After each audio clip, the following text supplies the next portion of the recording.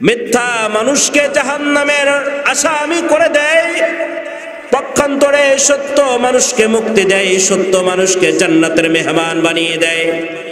সত্যের কারণে মানুষের মাকাম আল্লাহর কাছে আরো উন্নত হয়। সত্যের কারণে মানুষ আল্লাহর কাছে প্রিয় হয়ে যায়। তুমি যদি ফাঁসির কাষ্টে জ্বলো, তোমাকে যদি অগ্নিকুণ্ডের মধ্যে যদি নিক্ষিপ্ত হতে হয়, না না না, খবরদার ও গোলাম, মিথ্যার আশ্রয় নিবা না। আমি ওয়াদা দিলাম, আমি আল্লাহর পক্ষ থেকে তোমার জন্য সহযোগিতা আসবে। বিসমিল্লাহির রহমানির রহিম। ইয়া আইয়ুহাল্লাযীনা আমানু কুতিবা আলাইকুমুস সিয়াম কামা কুতিবা আলাল্লাযীনা মিন ক্বাবলিকুম লাআল্লাকুম তাত্তাকুন। وقال الله تبارك وتعالى في آية أخرى: يا أيها الذين آمنوا اتقوا الله وقولوا قولا سديدا يصلح لكم أعمالكم ويغفر لكم ذنوبكم ومن يطع الله ورسوله فقد فاز فوزا عظيما. وقال صاحب القرآن وسيد الأنام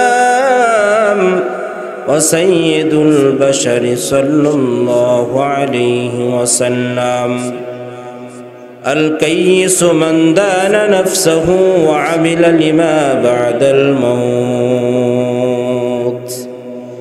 والعاجز من اتبع نفسه هواها وتمنى على الله، أو كما قال عليه الصلاة والسلام: सूरज ने दिया अपनी शुआओं के पैगाम, सूरज ने दिया अपनी शुआओं के पैगाम, दुनिया है अजब चीज़ को भी सुबह को भी शाम, दुनिया है अजब चीज़ को भी सुबह को भी शाम। ऐ मीम में महबूबे मतलुक का इशारा, ऐ मीम में महबूबे मतलुक का इशारा, फिर क्यों न हो महबूब खुदा नाम मोहम्मद, फिर क्यों न हो महबूब खुदा नाम मोहम्मद।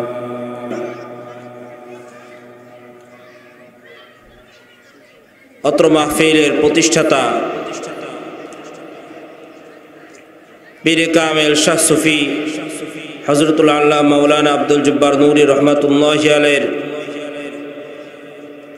रूहेर मगफिरत कामनाय आजकेर महफिलेर सम्मानित सभापति आमार सामने उपविष्ट दिनदार मुत्ताकिन तौहीद ईमान प्रिय इस्लाम प्रिय तौहीदी जनता पर्दार आड़ालेर मा ओ बोनेरा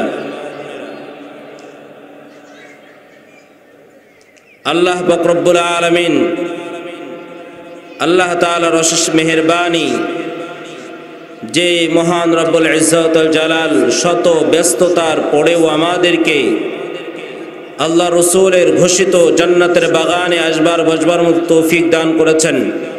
সেই জন্য সেই রবের কালিমাতুশ শুকর আদায় করে বলি আলহামদুলিল্লাহ। আমি কুরআনুল কারীমের সূরাতুল আহজাবের 70 এবং 71 নম্বর আয়াতে কারিমা তেলাওয়াত করেছি।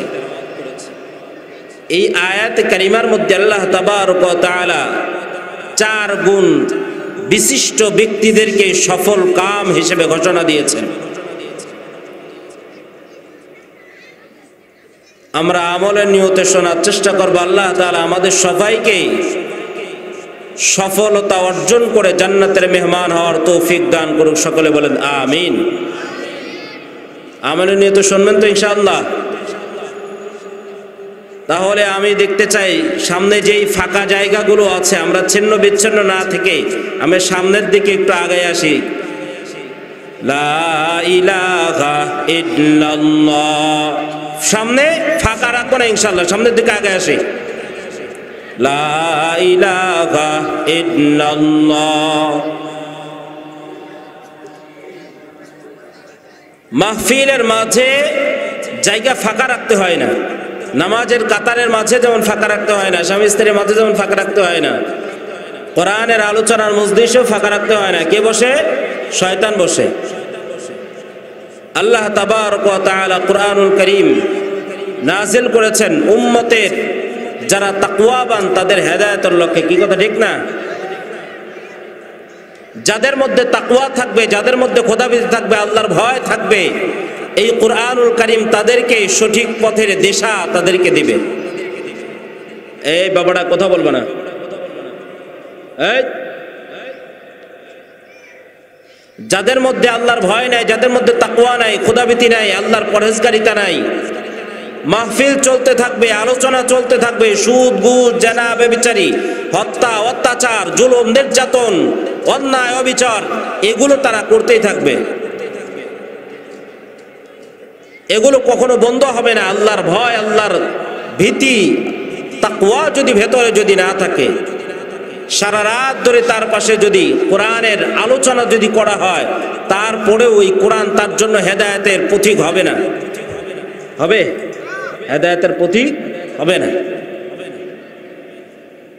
এই জন্য আল্লাহ তাবারক ওয়া তাআলা সূরাতুল বাকারার শুরুতেই ঘোষণা দিয়েছেন, আলিফ লাম মিম যালিকাল কিতাবু লা রাইবা ফীহি হুদাল লিল মুত্তাকিন।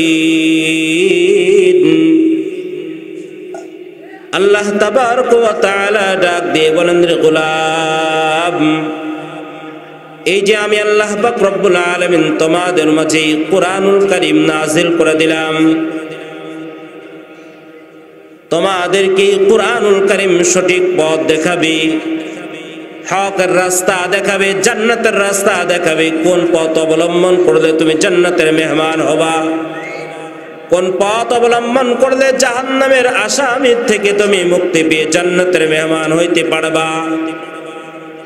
ও গোলাম, যাদের মধ্যে তাকওয়া আছে, যাদের মধ্যে খোদাভীতি আছে, যাদের মধ্যে পরহেজগারিতা আছে, যাদের মধ্যে আমি রবের ভয় আছে, যারা সুদের কাছে গেলেও যারা সুদ খাইতে পারে না, জেনার কাছে গেলেও যারা জীবনে কোনোদিন জেনার কাজের মধ্যে লিপ্ত হতে পারে না, আমি রবের ভয় সে মাঝে দাঁড়িয়ে যায়, যারা চুরি করতে গেলেও চুরি করতে পারে না আমার ভয়ের কারণে, যারা মিথ্যা কর্মের মধ্যে লিপ্ত হতে চাইলে লিপ্ত হতে পারে না, জুলুম করতে চাইলে জুলুম করতে পারে না, ডাকাতি করতে চাইলে ডাকাতি করতে পারে না, অন্যায় অবিচার জুলুম নির্যাতন করতে চাইলে এগুলো করতে পারে না। কেন? আমি রবের ভয় তাদের মধ্যে আছে। ও গোলাম, যাদের মধ্যে আমি আল্লাহ তাবারক ওয়া তাআলার ভয় আছে, যাদের মধ্যে তাকওয়াও আছে, যাদের মধ্যে আমি আল্লাহ তাবারক ওয়া তাআলার পরহেজগারিতা আছে, এক কথায় আমি আল্লাহ তাবারক ওয়া তাআলার ভয় যাদের মধ্যে রয়েছে, এদের জন্যই কুরআনুল কারীম হলো পথের পথিক, সঠিক পথের পথিক। সঠিক পথ দেখাবে, কোন পথে চললে বান্দা জান্নাতের মেহমান হবে। আল্লাহ তাবারক ওয়া তাআলা ডাক দিয়ে বলেন, হুদাল লিল মুত্তাকিন, যাদের মধ্যে তাকওয়া আছে, যাদের মধ্যে খোদাভীতি আছে, এদের জন্যই কোরআনুল কারীমটা হলো হেদায়েতের পুঁথি। হেদায়েতের সঠিক পথ দেখাবে কোরআনুল কারীম। আমার মধ্যে যদি আল্লাহর ভয় যদি না থাকে, আল্লাহ তাবারক ওয়া তাআলা ডাক দিয়ে বলেন, বান্দা তোর মধ্যে যদি আমি রবের ভয় যদি না থাকে, তুই সুদ খাবি, তুই ঘুষ খাবি, তুই জেনা করবি, অত্যাচার করবি, অবিচার করবা, জুলুম করবা, অপরের মাল লুণ্ঠন করবা, অপরের উপরে জুলুম করে নিজে অপরের মালগুলোকে আত্মসাৎ করে নিজের মনে করে খাইবা। তোমার মধ্যে যদি আমার ভয় যদি থাকে, পশ্চিমকালেও এগুলো তুমি করতে পারবা না। তোমার অন্যায়ের মাঝে আমার ভয় এসে দাঁড়াবে না, না, না। আল্লাহ তাবারক ওয়া তাআলার কাছে না তোমাকে হিসাব দিতে হইবে। তোমার ঘুষ খাওয়া যাবে না, সুদ গ্রহণ করা যাবে না, অপরের উপরে অত্যাচার করা যাবে না, জুলুম করা যাবে না, নির্যাতন করা যাবে না। কেন এগুলো করতে পারবে না? কারণ আল্লাহর কাছে তোমাকে হিসাব দিতে হবে, আল্লাহর কাঠগড়ায় তোমাকে দাঁড়াইতে হবে। আল্লাহ তাবারক ওয়া তাআলা এই জন্য কুরআনুল কারীমের সূরাতুল আহজাবের মধ্যে ঈমানদারদেরকে সম্বোধন করে বলেন, গোলাম, ও গোলাম, তুমি আমার কাছে আসমানের নিচে জমিনের উপরে তোমার একটা সিজদা অনেক দামি। ও গোলাম, আল্লাহর পয়গম্বর সাল্লাল্লাহু আলাইহি ওয়াসাল্লাম ডাক দিয়ে বলেন, আসমানের নিচে জমিনের উপরে আল্লাহ পাক রব্বুল আলামিনের কাছে একজন মুমিনের এক একটা সিজদা আসমান আর জমিনের চাইতে অনেক দামি। সুবহানাল্লাহ, আরো জোরে বলেন সুবহানাল্লাহ। আল্লাহ তাবারক ওয়া তাআলার কাছে একজন মুমিনের একটা সিজদা আসমান আর জমিনের চাইতে অনেক দামি, অনেক দামি। এই জন্য মুমিনকে লক্ষ্য করে আল্লাহ তাবারক ওয়া তাআলা ডাক দিয়ে বলেন, ইয়া আইয়ুহাল্লাযীনা আমানুত্তাকুল্লাহ, যারা আমি আল্লাহর উপরে ঈমান এনেছো, আমি আল্লাহকে রব বলে স্বীকার করে নিয়েছো, আমি আল্লাহর দ্বিতীয় কোনো উপাস্য নাই, আমি রবকে এক রব বলে যারা স্বীকার করে নিয়েছো, ও গোলাম, আমার পক্ষ থেকে অর্ডার হলো ইত্তাকুল্লাহ। জমিনে চলাফেরার পথে তোমার জিন্দেগি পরিচালনা করার ক্ষেত্রে, লেনদেন, মুআমালাত, মুআশারাত, সর্বজীবন পরিচালনা করার ক্ষেত্রে, তোমার ব্যক্তিগত জীবন, পারিবারিক জীবন, রাষ্ট্রীয় জীবন, সামাজিক জীবন, সর্বজীবন অতিবাহিত করার ক্ষেত্রে রে গোলাম, একমাত্র আমি রবকেই তুমি ভয় করো। ব্যবসার ক্ষেত্রে আমি রবের ভয় যদি তোমার মধ্যে যদি না থাকে রে গোলাম, তুই সুদের আশ্রয় নিবি, ঘুষের আশ্রয় নিবি। ও গোলাম, দুনিয়ার জিন্দেগি পরিচালনা করার ক্ষেত্রে আমি রবের ভয় যদি না থাকি, তুমি মানুষের উপরে অত্যাচার করে, জুলুম করে, নির্যাতন করে মানুষের মালগুলো লুণ্ঠন করবা, চুরি করবা, ডাকাতি করবা। এই জন্য আল্লাহ তাবারক ওয়া তাআলা বলেন, ইত্তাকুল্লাহ, ও বান্দা, সব জায়গায় আমি আল্লাহকে ভয় করে চলো। কেন ভয় করবা? মনের মধ্যে কথা উদয় নিয়ে আসো। আমি যদি মানুষের উপরে জুলুম করি, আমি যদি মানুষের উপরে অত্যাচার করি, আমার রব তো সব কিছু দেখছেন। আমার রবের কাছে না আমার হিসাব দিতে হবে। কারণ নবী আলাইহিস সালাম ইরশাদ করেছেন, ইমামে বুখারী রাহমাতুল্লাহি আলাইহি হাদিস নিয়ে এসেছেন, বুখারী শরীফের মধ্যে হাদিস লেখেন, قال رسول الله صلى الله عليه وسلم من حوسب عوقبا من حوسب عوقبا من حوسب عوقبا। কিয়ামতের ময়দানে আল্লাহ পাক রব্বুল আলামিন যার থেকে হিসাব নেবেন, যার থেকে হিসাব গ্রহণ করবেন, আল্লাহ পাক রব্বুল আলামিনের পয়গম্বর ডাক দিয়ে বলেন, উকিবা, আল্লাহ তাবারক ওয়া তাআলা তাকে শাস্তি প্রদান করবে। মান হুসিবা উকিবা, যার থেকে হিসাব নেবেন তাকে আযাব, শাস্তি প্রদান করবেন। তো এক নম্বরে আল্লাহ তাবারক ওয়া তাআলা বলেন, ইত্তাকুল্লাহ, গোলাম, তুমি তোমার জিন্দেগি পরিচালনা করার ক্ষেত্রে একমাত্র প্রথম তোমার কাজ হলো আমি রবকে ভয় করো।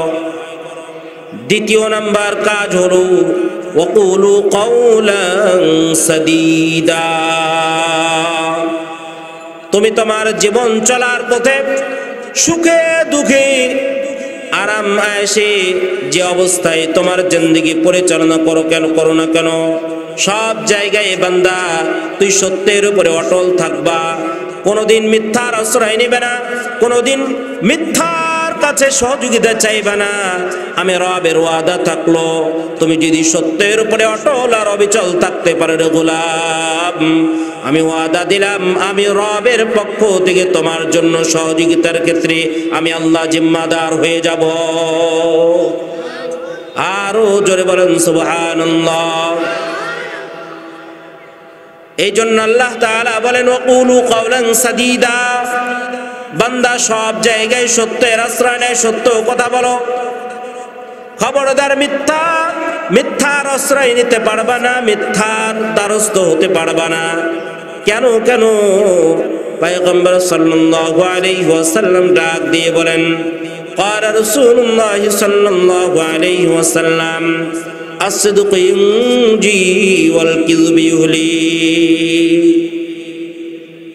আল্লাহর পয়গম্বর বলেন, মিথ্যা মানুষকে ধ্বংস করে দেয়, মিথ্যা মানুষকে জাহান্নামের আসামি করে দেয়, পক্ষান্তরে সত্য মানুষকে মুক্তি দেয়, সত্য মানুষকে জান্নাতের মেহমান বানিয়ে দেয়। সত্যের কারণে মানুষের মাকাম আল্লাহর কাছে আরো উন্নত হয়। সত্যের কারণে মানুষ আল্লাহর কাছে প্রিয় হয়ে যায়। তুমি যদি ফাঁসির কাষ্টে জ্বলো, তোমাকে যদি অগ্নিকুণ্ডের মধ্যে যদি নিক্ষিপ্ত হতে হয়, না, খবরদার ও গোলাম, মিথ্যার আশ্রয় নিবা না। আমি ওয়াদা দিলাম আমি আল্লাহর পক্ষ থেকে তোমার জন্য সহযোগিতা আসবে। নবীজি বলেন as-sidqu yunji wal kidhbu yuhli, সত্য মুক্তি দেয় আর মিথ্যা মানুষকে ধ্বংস করে দেয়। তুমি মানুষের নামে মিথ্যা মামলা দিলে, মানুষকে হয়রানি করে ফেললে, সে নিজেও জানে না এই কাজটা হয়েছে, তার নামে যে মামলা হয়েছে সে নিজেও জানে না। তুমি মানুষের বিরুদ্ধে অন্যায়ভাবে মিথ্যা সাক্ষ্য প্রদান করলে, মনে রাখবা আল্লাহ পাক রব্বুল আলামিন কিয়ামতের ময়দানে এমন ভাবে তোমাকে পাকড়াও করবেন, তুমি নিজেও জানতে পারবে না, নিজেও বুঝতে পারবা না। আল্লাহ তাবারক ওয়া তাআলা কিয়ামতের ময়দান যেদিন কায়েম করে দিবেন, প্রত্যেকটা হিসাব তোমার থেকে আল্লাহ পাক রব্বুল আলামিন গ্রহণ করে নিবে। প্রত্যেকটা বিষয় তোমার থেকে জিজ্ঞাসা করা হবে। قال رسول الله صلى الله عليه وسلم কুল্লুকুম রাইন ওয়া কুল্লুকুম মাসউলুন আন রাইয়াতিহি। নবীজি ডাক দিয়ে বলেন, ও গুনাহগার উম্মতের দল, কুল্লুকুম রাইন ওয়া কুল্লুকুম মাসউলুন আন রাইয়াতিহি, তোমরা প্রত্যেকের কৃতকর্মের ব্যাপারে দায়িত্ববান। আল্লাহ তাবারক ওয়া তাআলার কাছে প্রত্যেকেই নিজেদের দায়িত্বের ব্যাপারে জিজ্ঞাসিত হবে, কে কোন দায়িত্ব পালন করেছ। তোমার উপরে তুমি না মুসলমান, আল্লাহর পক্ষ থেকে তোমার উপরে কি দায়িত্ব ছিল। মসজিদে আজান হয়েছে, ঠিক মতো তুমি মসজিদে হাজিরা দাও নাই। হালালের ব্যাপার হয়েছে, হারামের ব্যাপার হয়েছে, তুমি হারামের দ্বারস্থ হয়েছ, হালালের কাছে তুমি যাও নাই। হালাল তুমি ভক্ষণ করো নাই, হালাল আর হারামের মাঝে তুমি তমিজ করে চলো নাই।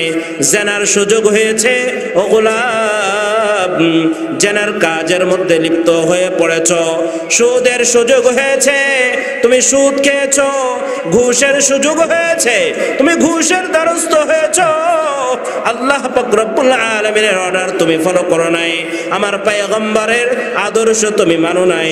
আমার পয়গম্বরের সুন্নাহগুলো তোমার কাছে ভালো লাগে নাই। আল্লাহর পয়গম্বর ডাক দিয়ে বলেন, উম্মত, আল্লাহ পাক রব্বুল আলামিন তোমার যে দায়িত্ব দিয়েছে, আমার যে রব, আমার যে মাওলা, আমার যে মালিক তোমার না বলেছে ওয়ালাকাদ কাররামনা বনি আদম, আমি যে বনি আদম রে অনেক সম্মানিত করেছি, বনি আদম রে অনেক মায়া করে বানাইছি, বনি আদম রে অনেক মহব্বত করে বানাইছি। আমার আল্লাহ পাক রব্বুল আলামিনের পক্ষ থেকে যে দায়িত্ব দেওয়া হয়েছে, এই দায়িত্বগুলো তোমরা যথাযথভাবে পালন করো নাই।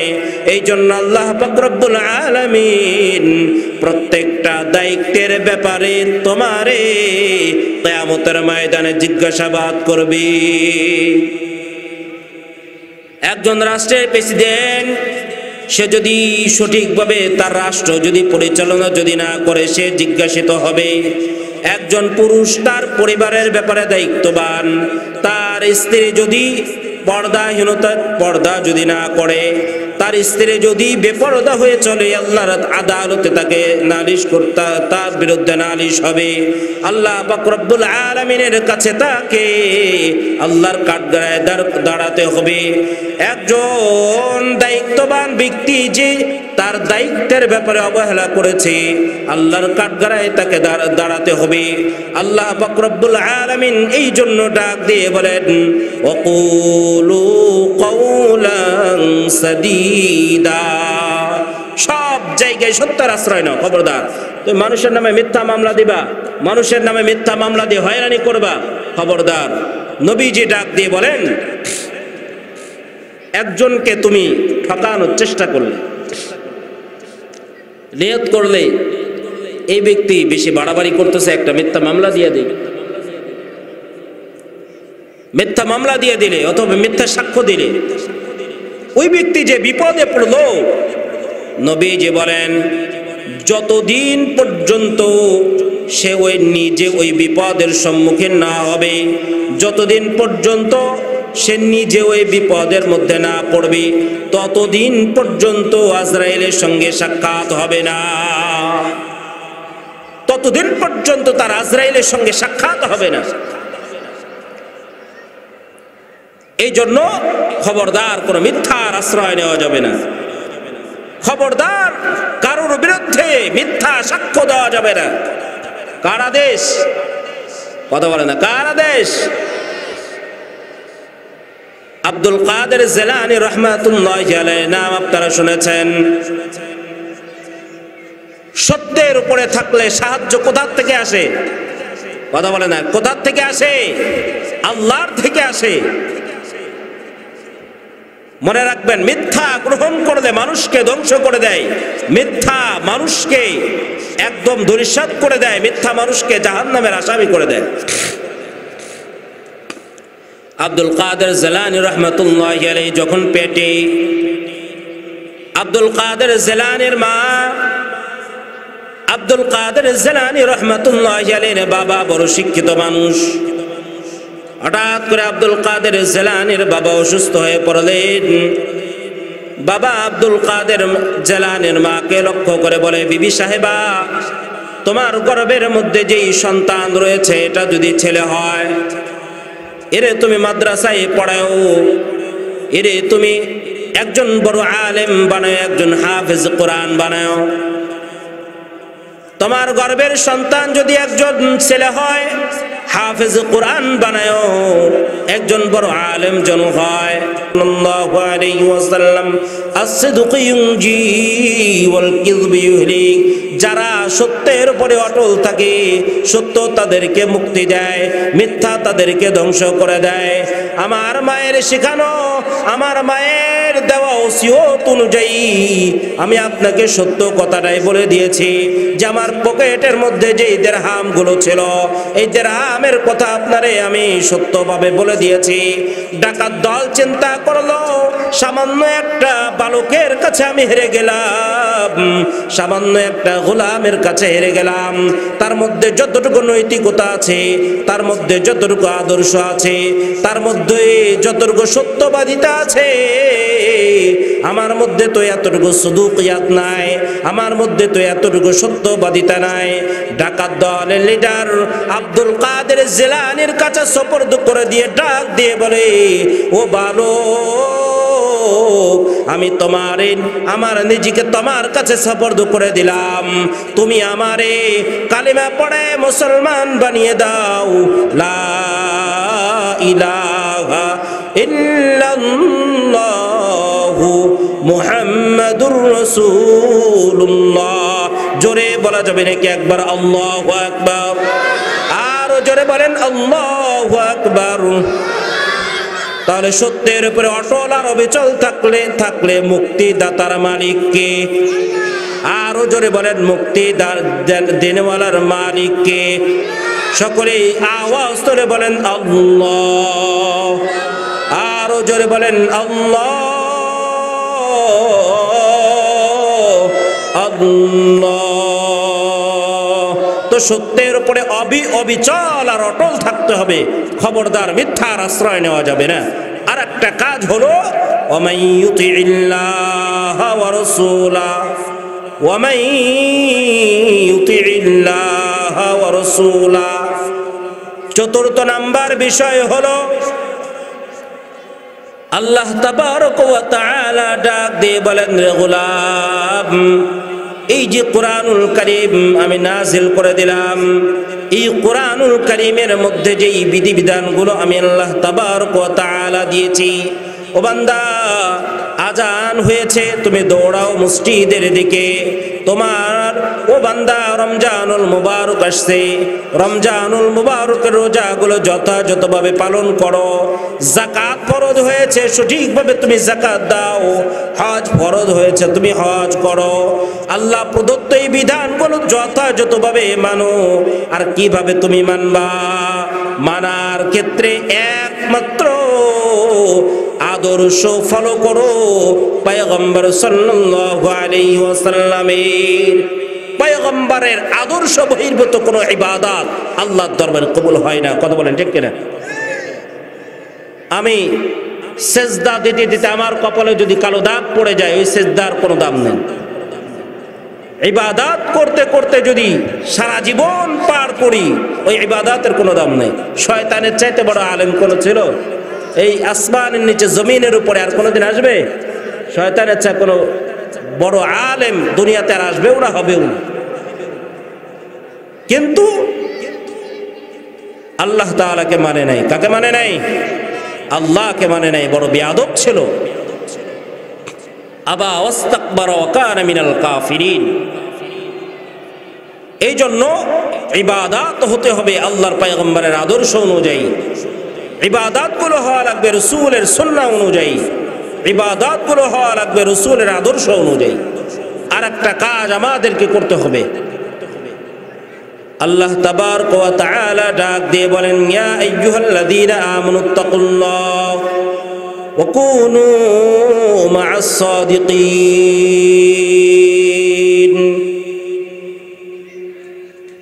আল্লাহ পাক রব্বুল আলামিন ডাক দিয়ে বলেন, দুনিয়ার মধ্যে একমাত্র সব জায়গায় তুমি আমাকে ভয় করবে। দ্বিতীয় নাম্বার হলো ওয়াকুনু মা'আস সাদিকিন। ও বান্দা, দুনিয়ার চলার পথে, দুনিয়ার জীবন অতিক্রম করার পথে, তুমি তোমার জীবন পরিচালনা করার ক্ষেত্রে এমন লোকদেরকে তোমার বন্ধুরূপে গ্রহণ করবে, এমন ব্যক্তিদেরকে জীবন চলার পথের বন্ধুরূপে গ্রহণ করবে যাদের মধ্যে তাকওয়া আছে, যাদের মধ্যে সত্যবাদিতা আছে। ওয়াকুনু মা'আস সাদিকিন। যারা সত্যবাদী, নেককার, সালিহিন, তাদেরকে বন্ধুরূপে গ্রহণ করে নাও। তো কাদেরকে বন্ধুরূপে গ্রহণ করতে হবে? যারা সৎ, সত্যবাদী, যাদের মধ্যে আল্লাহর ভয় আছে, এদেরকে বন্ধুরূপে গ্রহণ করো। তাহলে কি হবে? قال رسول الله صلى الله عليه وسلم المرء مع من أحب। নবীজি ডাক দিয়ে বলেন, দুনিয়ার জিন্দেগি পরিচালনা করার ক্ষেত্রে আমার যেই উম্মত, যাকে ভালোবেসেছে, যার আদর্শ গ্রহণ করেছে, যাকে বন্ধু রূপে গ্রহণ করেছে, আল্লাহ তাবারক ওয়া তাআলা কিয়ামতের ময়দানে তার সঙ্গে হাসর নাসর করাবেন, তার সঙ্গে হাসর নাসর করাবেন। সাহাবায়ে কেরাম আরজ করলেন, ইয়া রাসূলুল্লাহ, ইয়া হাবিবাল্লাহ, যে ব্যক্তি জীবনে কোনোদিন কারোর সঙ্গে সাক্ষাৎ করে নাই কিন্তু তাকে ভালোবাসে, যে ব্যক্তির সঙ্গে অপর ব্যক্তির কোনোদিন কোনো মুলাকাত হয় নাই, কোনো সাক্ষাৎ হয় নাই, আমরাও তো রাসূলরে কোনোদিন দেখি নাই, দেখেছি? রাসূলকে কোনোদিন দেখেছি? দেখি নাই। না দেখা দেখা ভালোবাসছি, না দেখা দেখা রাসূলের আদর্শ গ্রহণ করেছি, না দেখে দেখে সাহাবায়ে কেরামরে ভালোবাসি, না দেখে দেখে রাসূলের সুন্নাহগুলো ফলো করি। তো নবী আলাইহিস সালাম উত্তরে বলেন, জবাবে বলেন, কোন ব্যক্তি যদি কোনো ব্যক্তিকে ভালোবাসে, কোন ব্যক্তির আদর্শকে যদি গ্রহণ করে না দেখে, আল্লাহ তাবারক ওয়া তাআলার পয়গম্বর ডাক দিয়ে বলেন, সে যদি না দেখো তার আদর্শগুলো তার নিজের জীবনের মধ্যে যদি বাস্তবায়ন করতে পারে, আল্লাহ পাক রব্বুল আলামিন তাকেও কিয়ামতের ময়দানে তার দলভুক্ত করে তার হাসর নাসর করাবে। আল মারউ মা'a মান আহাব্বা। এই জন্য সম্মানিত উপস্থিতি, আল্লাহ পাক রব্বুল আলামিনের যে বাণী, সর্বপ্রথম বিষয় হলো আমাদের জীবন চলার পথে সব জায়গায় নিজেদের চলাফেরা, উঠা বসা, লেনদেন, মুআমালাত, মুআশারাত, এগুলোই তো বেশি হয়, তাই না? লেনদেন যদি ঠিক হয়ে যায় সবকিছু অর্ধেক ঠিক হয়ে যায়। লেনদেন ঠিক হয়ে গেলে সবকিছুই পড়ায় ঠিক হয়ে যায়। আজকে লেনদেনের মধ্যে আমাদের ভেজাল, খাদ্যের মধ্যে ভেজাল দিয়ে দেয়, দুধের মধ্যে ভেজাল দিয়ে দেয়, অপরের জমির আয় ঠেরে অর্ধেক নিজের নামে দিয়ে দেয়, আবার এটাকে হালাল মনে করি, তাই না? হ্যাঁ, মিথ্যা মামলা করে মানুষকে এমনিতে হয়রানির মধ্যে ফেলি, মিথ্যা সাক্ষ্য দেওয়ার জন্য অগ্রিমভাবে প্রস্তুত, ঠিক আছে যা করার দরকার আমি আছি, সামনে আগাও।